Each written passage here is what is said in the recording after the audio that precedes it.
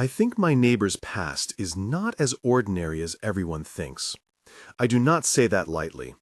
I grew up believing that small towns kept their secrets like a quilt held tight, but the heavier the fabric, the more it hid. The first time I noticed anything at all, it was a sound that did not belong to the quiet of our street, a muffled thud under a foggy night, the kind of sound you try to explain away as a stray cat or a truck. But then, the air itself seemed to change, the way a room feels colder when a window is left open. I remember the smell more than anything else. Oil and old paper and something floral underneath that made my throat close as if I had swallowed a moth. I had no reason to care about the man across the fence beyond the usual neighborly niceties, but that night I watched him from my kitchen window and saw him carry burlap like carrying a secret. I watched him lower it into the back of his truck. It was not a trash bag. I waited 48 hours before telling anyone, not because I was brave, but because I was afraid of breaking something I did not yet understand.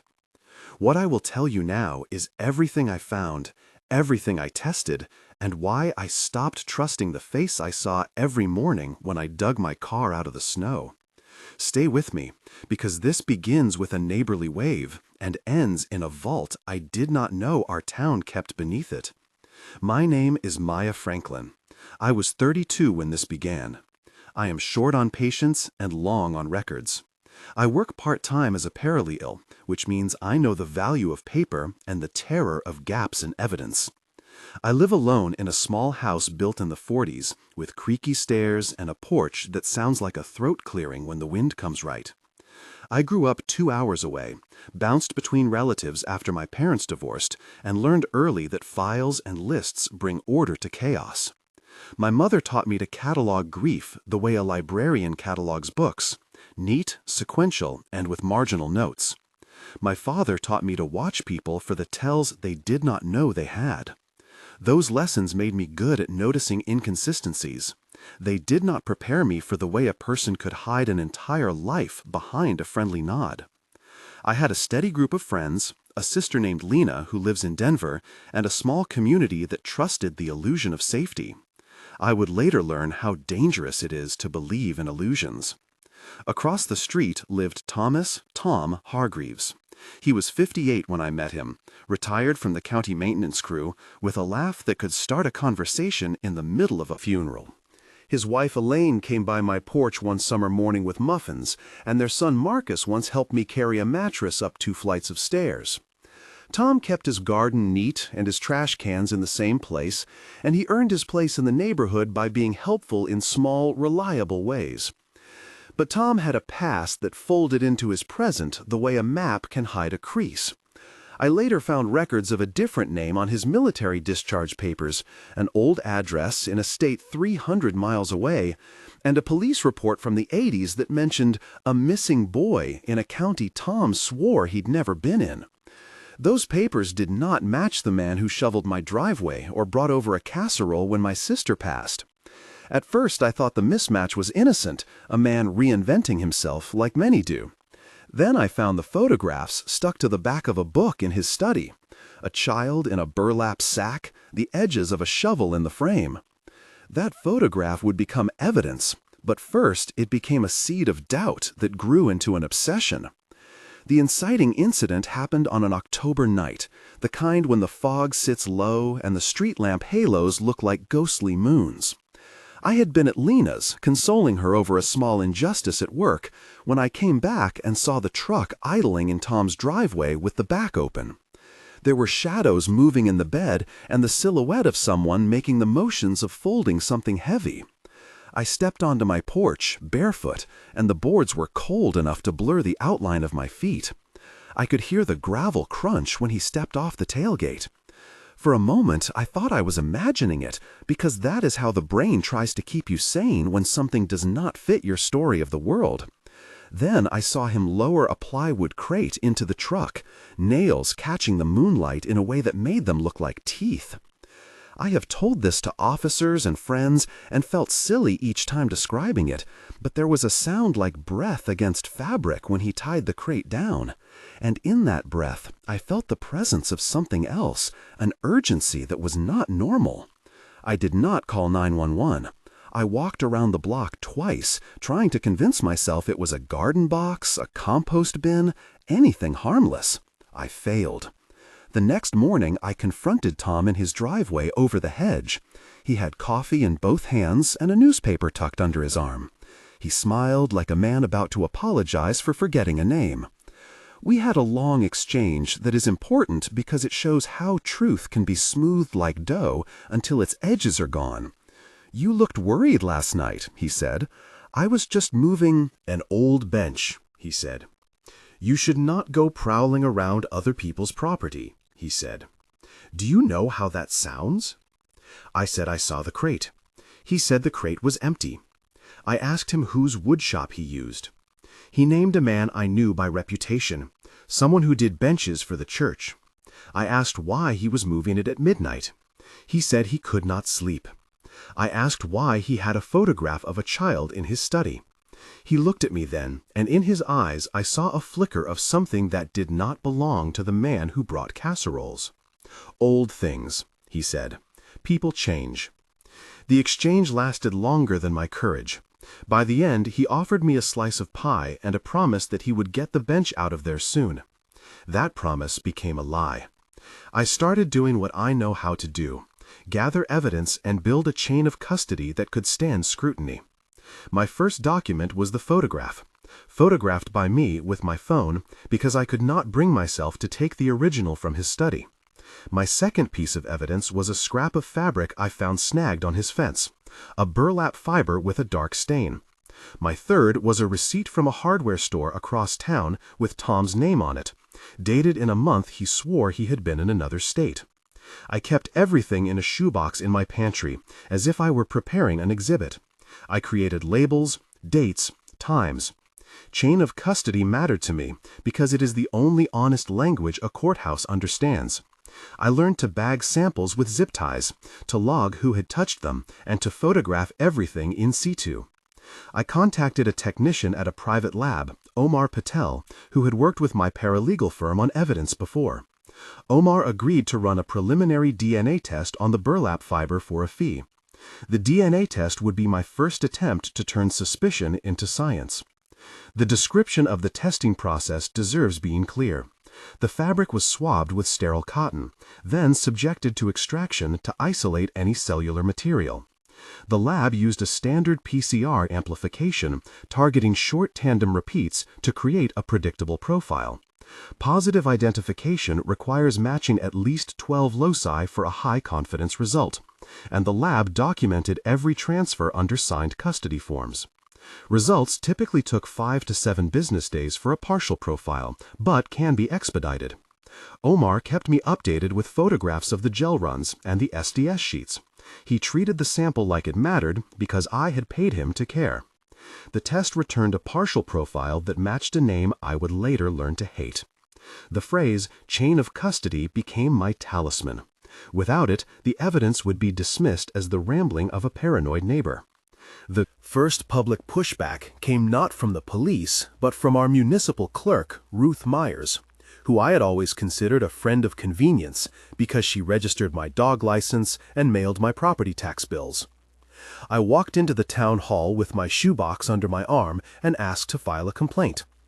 Officer Diaz, the night patrolman, listened with folded arms and asked me questions that felt like cross-examination, not because he wanted to be cruel, but because he had seen claims like mine before. "Do you want to press charges?" he asked. "Do you have intent to commit a crime?" I did not. I had intent to know. Ruth told me to be careful with accusations, to remember that a neighbor's reputation was as delicate as glass. Mayor Caldwell called to ask if I was aware of the potential community damage.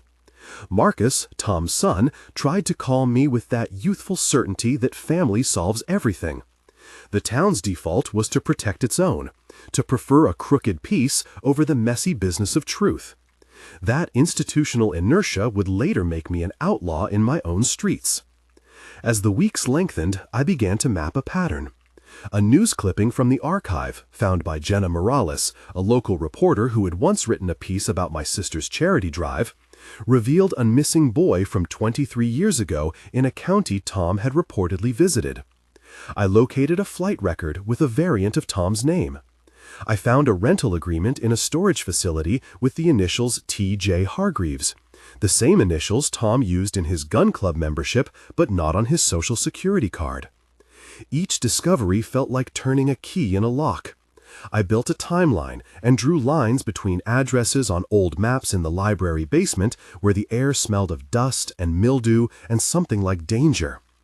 I met Dr. Lang, a forensic anthropologist, who agreed to look at photographs of bone fragments I had not yet found because I feared their presence but did not yet have their form. Dr. Lang was careful and clinical. "If you have fragments," she told me, "we need to secure them immediately and notify the county coroner. Disturbing a possible scene could compromise evidence. But you need to understand that identification through osteological markers is complex and requires a full analysis, including isotope testing." Her words comforted me with the strictness of procedure and terrified me with the reality they implied. At this point, I had named the people who would populate this story: Tom Hargreaves, Elaine Hargreaves, Marcus Hargreaves, Officer Diaz, Mayor Caldwell, Ruth Myers, Jenna Morales, Dr. Lang, Omar Patel, and Captain Hargreaves at the county station, who shared a name but denied relation. That list would expand as I met more characters: Alicia, a retired nurse who said she had seen a truck at the riverbank; Prakash, a lab tech at the state facility; and Pastor Eli, who kept a ledger of community donations that did not always balance. Each one reacted uniquely. Some closed ranks and protected Tom with the ritual of denial. Others opened doors with the curiosity of those who want justice. The divide was the town's fault line: loyalty to a known neighbor versus the need for truth. The middle of my investigation forced me to infiltrate where secrets like to hide. I volunteered at the community center to access the sign-in logs. I joined Tom's Woodworkers Club under the pretense of repairing my porch swing. I lied, and lying changed me in ways that shame has a name for. One night at the wood shop, Marcus stayed late to show me how to plane wood. Our conversation began as small talk and then slid into the realm of confessions because people soften around tools and sawdust. "My dad always keeps the old boxes in the garage," Marcus said, running his thumb along a chunk of cedar. "He says some things are from the war, some things are family heirlooms. He never talks about the past that much." I pushed. He gave me exactly nothing. We had several exchanges that night, at least 10 in total, that ping-ponged between laughter and unease, the kind of back and forth that is easy to dismiss until you remember them as a pattern. When I asked directly, "Have you ever wondered where the boxes came from?" he said, "Not really." I said, "Do you know a boy named Daniel Finch?" He said, "No." The last time I saw him smile genuinely was the night he lied. That conversation would later be essential because it would prove motive: a son protecting a father's story. My surveillance lengthened into what the literature calls a stalking under pretense.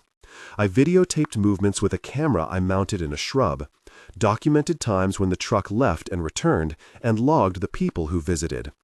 The game was methodical and cold, like the instruments in Dr. Lang's lab. I took notes with a tight penmanship in a composition book I later kept in a lockbox. The town felt smaller as my observations mapped it. Every route seemed to connect back to Tom's property, like gutters draining to a single drain. At a farmer's market, I watched him haggle over tomatoes and smile at an old woman with the same hands that later tied burlap. Presence becomes deception when it is consistent. He was present at every civic event, at the church bake sale, at council meetings. He was a fixture that the town leaned on until he wobbled. The break came when a delivery driver, Alicia Turner, called me anonymously and said she had made a late-night drop at an old river warehouse where Tom sometimes stored things.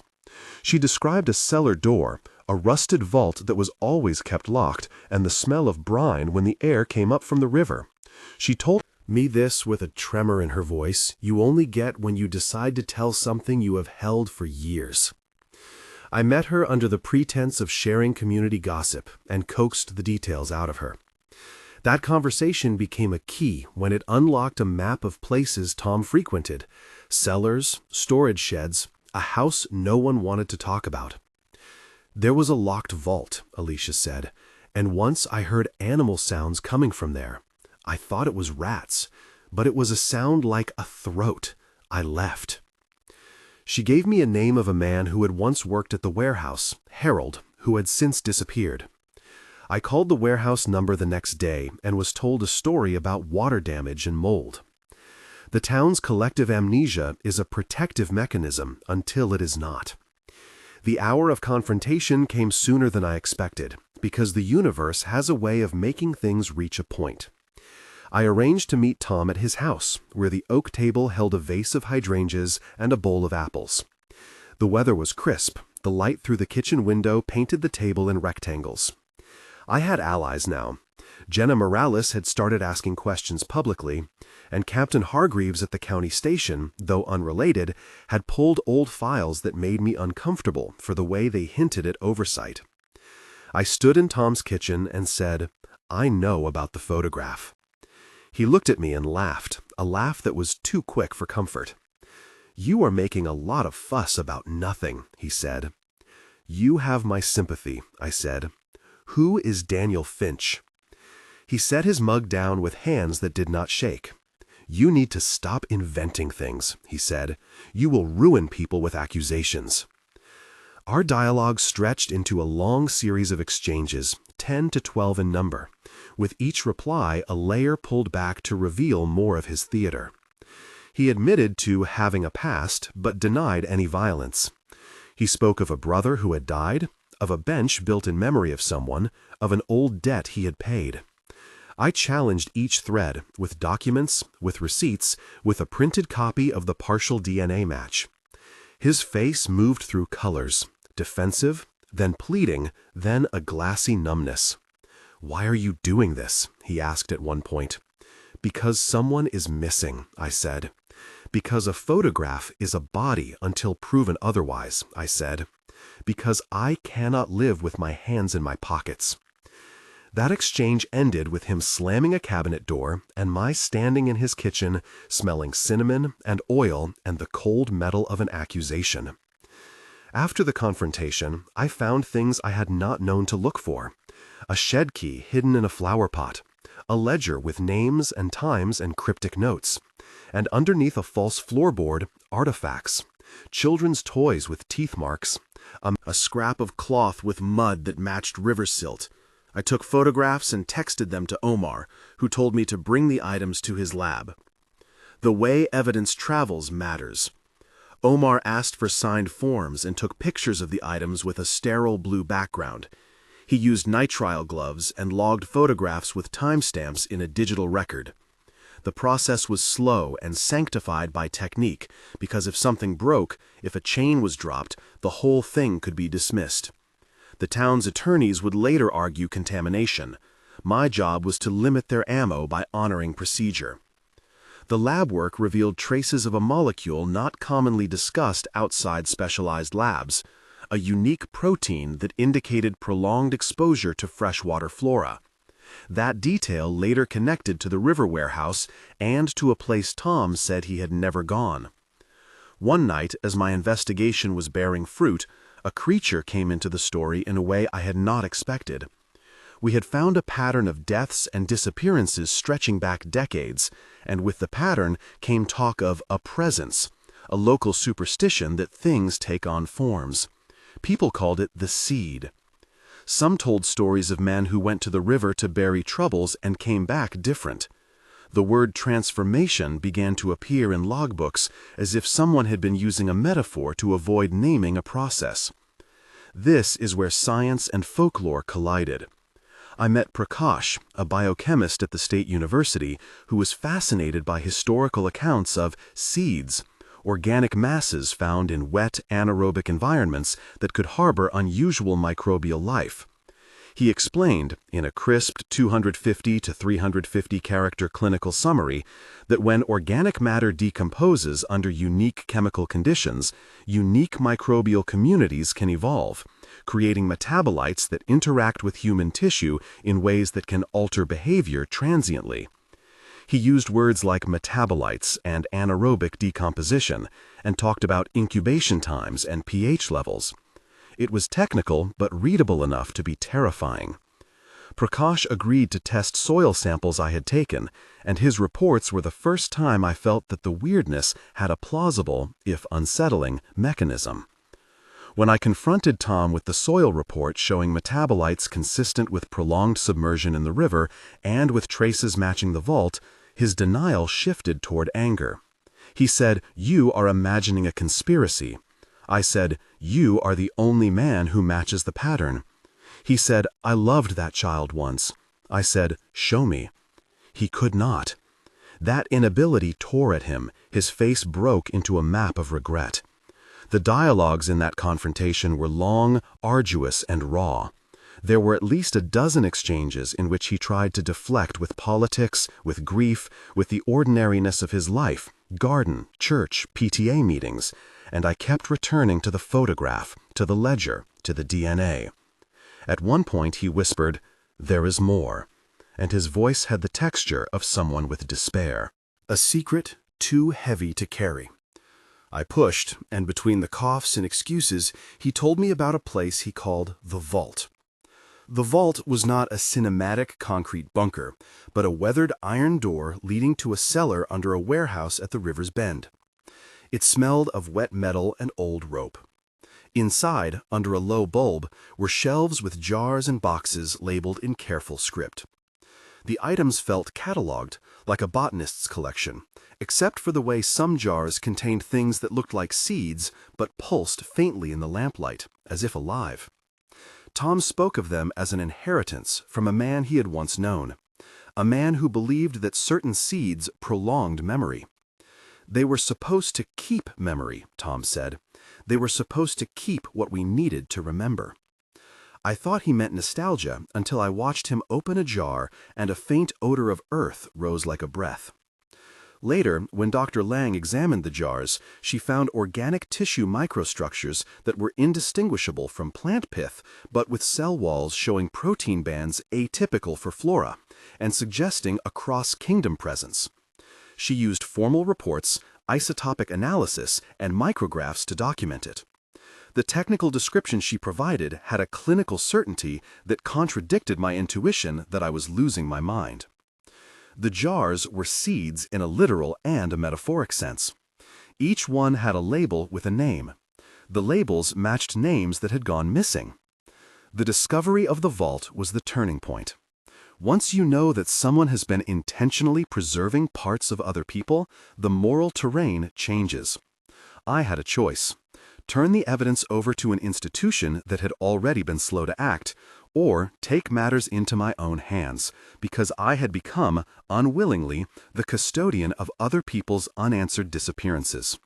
My choice became radical. I set up a camera inside the vault with the help of Jenna and Omar, and over 2 nights recorded movements that were not human. The footage captured a shadow that moved like a liquid and then separated into forms that resembled hands. We all watched it, drank coffee, and argued for hours about frames and artifacts and video compression. When you show footage to others, their reactions tell you more than their words. Captain Hargreaves said, "This is outside my remit." Pastor Eli said, "We should pray." Ruth wanted to secure a warrant. The court issued permissions slow as molasses in November. The town did not move quickly, because institutions are designed to be careful. That caution became a death sentence for some truths. The next escalation was physical and brutal. I decided to confront the vault one night with a group of people who had become invested in the truth. We were not a squad. We were an ad hoc coalition. Jenna, Omar, Prakash, Dr. Lang, and me. We met behind the warehouse where the river smelled like pennies and the moon made the water look like broken glass. There was a long, tense exchange as we debated procedure. "We need a warrant," Omar said. "We cannot enter illegally." "We need to see what is happening tonight," I replied. "People have been missing for years," Jenna said. "Waiting may kill more." Dr. Lang worried about contamination. Prakash wanted to sample the air for metabolites. I won by force of conviction rather than legality. We entered. The scene there was one of those moments categories of horror writers do not like to name, because the reach of what we saw outruns language. There were jars cracked open, remnants of clothing folded like offerings, and a puddle on the floor that looked like oil but smelled like old leaves. Something moved in the corner, an entity that was at once organic and not, a mass that seemed to grow out of the earth and then imitate a human silhouette. It attacked us with a force that was equal parts gust and hands, and I felt the world tilt. There was a fight that became more of a struggle for sanity than for life. The physical combat that followed stretched time and vocabulary. I remember Omar being thrown against a shelf, glass shattering like the sound of a clock when it breaks. I remember Jenna yelling for light, and Dr. Lang trying to take a sample, and Prakash shouting numbers as if counting could control chaos. I remember pulling on what I thought was a burlap sack and blackness. I could hear things that sounded like whispers, but were only wet breaths. The creature, if that is the word, mimicked faces and then fell away, leaving stains like bruises on the floor. We retreated with evidence and injuries and a new level of fear. Our dialogue during the tournament of movement spanned exchange after exchange. Voices clipped and terse, lengths of sentences blown by surprise. When we stumbled into the night, the sky felt wrong, like a page that had been smudged by thumb grease. The aftermath was worse than the confrontation. 2 people refused to speak about it. Marcus vanished for 3 days and then returned with a face that looked like a confession. Tom locked himself in his house and refused to come out. The town circled elders like vultures circling in ritual. The county stepped in, which meant the legal machine finally began to move, but slowly. Captain Hargreaves told me that a warrant would be issued only with probable cause beyond a reasonable doubt. We had probable cause. We had videos, DNA matches, jars with labeled names, and a ledger. But probable cause is a fluid thing when institutions are conservative. Mayor Caldwell called for calm in a public meeting, and the meeting turned into a ritual of denial. "We cannot let rumor dominate our town," he said. Rumor had teeth. The town had a policing of innocence that felt like a religion. What shook me more than the legal limbo was the human cost. I had to confront a moral line: expose Tom and risk destroying his family, or protect silence and live with the knowledge that others might be taken. The dilemma ate at me. The ledger contained names of people who had evoked sympathy and then been deleted. Elaine came to me with a face full of sleep and asked, "Is he capable?" I wanted to tell her that capacity is a shape that expands with evidence, but I said something softer. "I do not know." We spoke in long conversation, 10 to 12 exchanges where she alternated between fury, grief, and pleading. She told me that she had once found a jar and burned it, then lied about it for years. She told me she did not know what to do now, that the house felt like a museum of shame. Her confession turned her from a peripheral character to someone whose choices could tip the balance. I realized then that families are often the last line of protection around dark truths. The trial of ideas continued in the public square. The local paper ran a piece with the headline, "Neighbors Past Questioned," and the town divided into camps. Some supported my effort to find truth, others accused me of hunting a man for clicks. There were protests outside town hall and small paper signs in yards that read, "Due process." That phrase sounded good until you realize due process is also a container for inertia. Detective Salk from the county came down and reviewed our materials. He had a detective's patience and asked for procedural rigor. He praised our chain of custody and reprimanded us for entering the vault without a warrant. He looked at me silently and said, "This will go to the grand jury." We waited. Waiting causes fractures in a community, because time is where rumors ferment. The crown of this story is not in the archives, but in decisions made in collapsing moments. One night after a public meeting where tempers had flared and accusations had become shrapnel, I received a call from Marcus. His voice had the age of someone who had grown up in danger. "Meet me at the river," he said. There were at least 10 exchanges in that night, terse and barbed, and full of the kind of honesty people only reach when they think they might die. He confessed that Tom had shown him how to label jars, and had taught him how to be careful with bodies of water. He said he thought he was preserving people. He said the seed is supposed to keep memory. He said things that were not coherent, and yet made the edges of a truth so sharp they cut. I asked why he helped. He said, "Love makes you blind." I asked if he had been to the vault the night of the fight. He said, yes. He cried, and in the way he said, "My name," I heard the admission of a person who had been complicit and was now repentant. When the county finally moved, they did so in a way that felt like a performance of competence. A search warrant was executed properly, officers in gloves and masks, an evidence log that snaked out like a ribbon. The items were placed into tamper-evident bags and documented with serial numbers. The vault was sealed and transferred to a secured evidence room. Dr. Lang and Prakash documented the jars with photographs and micrographs. Omar transferred a complete digital record to the county server. The legal machine caught up. The grand jury convened. Testimonies were given in rooms with fluorescent lights that make the human face look like a map of concessions. The prosecution presented micrographs, DNA matches, and the ledger. The defense argued that the items were part of a misguided ritual and that the chain of custody had been compromised by our initial illegal entry. The trial became an argument about control and narrative. The town watched as a man they had known for years became less a person and more an accumulation of charges. The final public act was not a courtroom scene, but an act of violence that left me unable to reconcile my own morality. One night, Tom escaped custody during prison transport. He was found 2 days later at the river, his throat broken, a jar smashed at his feet, and the river water dark as ink. The official report called it suicide. The unofficial whispers called it something else. I had to decide whether to reveal the ledger entries that named people beyond those we had accounted for, to widen the scope beyond a single man and into an ecosystem of silence. I chose to release what documents I had in a sealed envelope to Jenna, trusting a reporter's instinct for truth over my compulsion for order. The town tore itself open and then stitched itself back awkwardly. Some people called me a hero. Others called me reckless. None of those labels answer patience in the hospital or the emptiness at a daughter's elbow. I owe you a confession. I was tempted to keep a single jar, to hold a seed as if possession could conjure explanation. I almost did. The temptation is a human thing. Curiosity turned into hoarding. I did not. I insisted that every item be logged and archived. My own hands trembled when the evidence room was closed and the final lock clicked.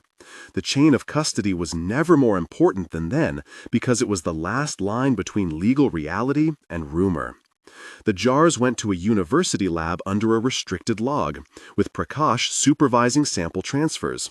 They were cataloged, photographed, and preserved under controlled atmosphere at 5 degrees Celsius to prevent molecular breakdown. Isotope analyses took weeks. Microbial cultures grew slowly in incubators set to specific pH ranges. The scientific process revealed patterns that would later be published in a unique microbial consortia associated with long-term wet storage, atypical protein bands at loci that suggest cross-domain interactions, and isotopic signatures consistent with riverine plants. The science did not explain the moral federation of behavior, but it provided a bridge between what we feared as myth and what we could measure. There are 3 moments I want to close on because they show consequences in time. 1 month after the initial raid, the town had a vigil for the missing. Lord, I remember the faces of families lining the church steps as if waiting for daylight to return to a world that had lost its map. There were speeches about community and forgiveness and ritual candles. Psychological services set up a temporary clinic in the community center offering crisis counseling and evaluation for post-traumatic stress. My own nights were sleepless.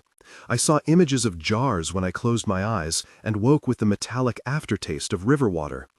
The county coroner issued preliminary reports. The lab confirmed matches to several missing persons based on mitochondrial DNA from degraded samples. The phrase chain of custody continued to be a mantra in every meeting because evidence is not just physical but moral. 1 month later, we were learning the costs of revealing a secret. 3 months after the events, the coroner released a fuller report with cross-matching and isotopic data. The grand jury returned indictments against several individuals connected to the ledger, but the community was still reeling. There were trials, depositions, and whispered accusations in grocery stores. I found that the act of revealing could topple lives beyond the accused. Elaine moved away with Marcus. Jenna won an award for investigative reporting and avoided the publicity with an embarrassed grace. I attended a small conference at the university where Prakash presented a paper on microbial markers and ethical implications of preserving human tissue in non-medical settings. The panel included ethicists and a local pastor who argued that we had taken on judgment that belonged to something larger than law. I learned that truth is not neutral when the people it touches hold contradictory values. 6 months after the vault was opened, the town had mended enough of itself to appear ordinary when you drove through it. The river flowed the same way, indifferent and steady. Some of the jars had been transferred to a secure facility for long-term study. Others were burned under controlled conditions after families consulted attorneys and made difficult choices about memory and dignity. I stood at the edge of the river on a morning when the air was a knife and placed a stone in the water. It made a small splash like an apology. There were lawsuits and settlements, and, in the quiet, a sense that we had turned something rotten into an admonition. I had been changed. I had loved my neighbor in a way that was naive and blind. I had exposed him, and in exposing him, I had exposed the town, its institutions, and myself. I find myself now more suspicious of ease and more tender with doubt. There are things I will never be able to prove to everyone, and yet I will not retract what I found. The seed of this whole thing is not botanical, but social, a willingness to accept that a person can be one thing and hide a history. Evidence matters because it binds accusation to fact, but evidence can only do so much in a world that prizes reputation. If you ask me what I would do differently, I have no simple answer. I would have moved faster when Tom first raised suspicion. I would have gone to authorities with everything I had at once. I would have been kinder to Elaine, who was a casualty before legal determinations were made. I would have taken more care with my own empathy. Those are small comforts in the ledger of human outcomes. I need to pause here and make a request of you as someone watching this unfold. I know this is heavy, and the first time viewers reach this point, they are often split between outrage and disbelief. What would you have done in my place? Comment with A if you would call the police immediately, B if you would confront the person directly, or C if you would document quietly and wait for proof. Your responses matter to me because they tell me how communities respond to risk and how we shape future actions. We build a better public record together when we share perspectives. I will read your comments, and they will inform how I examine other cases. Now continue with me, because the truth that comes next changed everything and almost cost us our lives. To close, there are practical outcomes to all of this. The county updated protocols for anonymous tips and evidence logging. The state legislature considered a bill about the handling of human remains in private collections. Our town set up a permanent archive for missing persons. There was a small change in our civic rituals because we had to. I am no longer the person who believed neighbors were only neighbors. I am someone who keeps records and attends meetings and speaks to reporters. I am more careful with my trust and more insistent on chains of custody and on documentation because I learned that without them, stories can be rewritten. I still receive letters from people who say they saw things and did nothing. I reply to some and counsel others to contact authorities and to document everything. If you think this is only about Tom, you are missing the larger frame.